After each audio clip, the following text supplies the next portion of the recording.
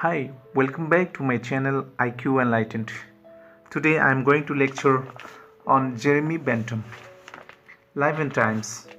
Bentham was born in 1748 in England in the family of a wealthy and successful attorney.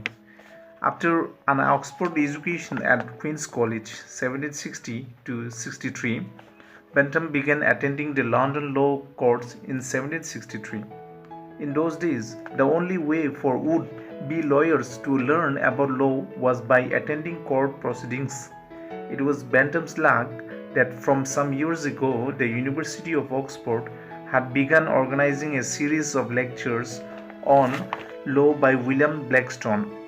Bentham attended these lectures in 1763, and when Blackstone published his lectures as the famous commentaries in 1765, Bentham caused quite a stir by writing an extremely critical commentary on a few paragraphs of this work. Once he began, Bentham never seemed to stop writing, although most of his writings were fragmentary. It was his friend Anthony Dumont, a Genevan, who organized his early writings into a book form and published them in translation in France as a theory of legislation in 1802. This work became available to Bentham's countrymen only when it had been translated back into English in the 1820s. Among the writings of Bentham, published originally in English, are a fragment on government 1776, Introduction to the Principles of Morals and Legislation 1789, and the Constitutional Code 1830. The code was supposed to be his magnum opus, and he had planned it as a 3-volume work, but he was able to publish only the first volume in his lifetime. Bentham was not so much a practicing lawyer as a legal reformer.